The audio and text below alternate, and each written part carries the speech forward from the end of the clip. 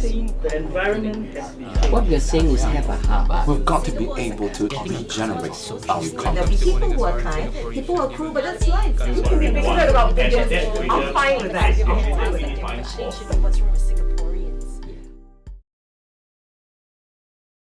Good evening and welcome to Talk About. Singapore has made great strides in harmoning racial relations between the various ethnic groups. Since the race riots of the 60s, there have been no racial flare-ups. Last year's OnePeople survey, the most significant report ever conducted on race and religious harmony, concluded that Singaporeans of all races were positive about their cultural diversity. It stated there was an absence of minority discrimination in using public services and an absence of interracial and religious tension. But are things as rosy as suggested? Let's take a closer look. 80% of the respondents claim they have a good idea of how a particular member of a race would behave, a comment that appears to smack of racial profiling. The report states that an unacceptable proportion of respondents don't mix with other races, and 16% would not even try. After 5 decades of racial integration, are the foundations as strong as we might hope? If not, what needs to be done? Tonight we are joined by Singaporeans of different races and persuasions. Ladies and gentlemen, thank you for joining Talk About. Could you please introduce yourselves and declare your vested or impartial interests? Starting with Ivy. Hi, I'm Ivy Singh. I'm the gentle warrior. My father was Indian. My mother is Chinese. I'm totally Singaporean. And I think that there's a lot of racism in our country. But I'm not affected because I'm rich and powerful. Okay, and you can look at me when you talk. Go ahead. Professor Blackburn. My name is Kevin Blackburn. I'm from the National Institute of Education. I teach the teachers how to teach history. I've been in Singapore since 1993. My wife is Malaysian Chinese. We have 2 children who were born here and went to Singapore schools. And how long have you been here? 21 years this year. On race, yes, it's certainly a pertinent topic when you have children of a mixed race, as indeed I have. And we have Fadia. Yeah, hi, I'm Fadia. I'm doing my master's with the Department of Malay Studies in the US. I'm Singaporean Malay and I'm thus the minority here again. You're a Malay Singaporean. Singaporean Malay, yes. I've always been in a position where I'm like a token Malay and I feel like I have to speak up for the Malay community, but I don't think that's the case. I don't think that has to be the case. I'm speaking for myself and yeah, I mean, I agree with Ivy. I think Singapore is a racist country and let's just be real about it. Okay. Michael Heng. Michael. Yeah, I'm a HR consultant specializing in CSR and sustainability. I'm also on the council of OnePeople.SG. Right. To me, racism has never died.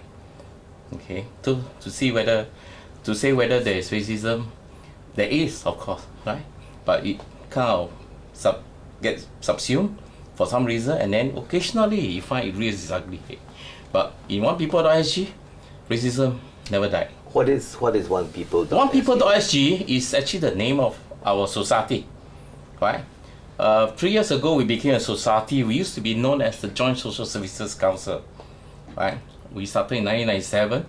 In 1997, we started so as to provide social services to the ethnic group because the ethnic group felt more comfortable going to their own ethnic organization. So, like what sort of services? At that time, it was more welfare services, looking for a job, looking for welfare payments. Today, OnePeople.SG no longer do that. Today, we help empower other organizations to organize racial harmony events. For example, we have an orange ribbon run, right? Orange being for us the color of racial harmony. Our run is called Race Against Racism. That also implies that racism is always there. You just got to raise a head, okay?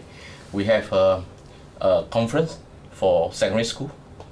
We call it a Harmony Works Conference. So your main focus and interest, apart from providing services, would be to encourage greater multiracialism? Yes, our vision is being a movement, right? not just a society, because I think multiracialism belongs to all Singaporeans. Okay, Really tell us appreciate more it. about your organization later. Now we're going to Okay. move to Professor Eleanor Wong.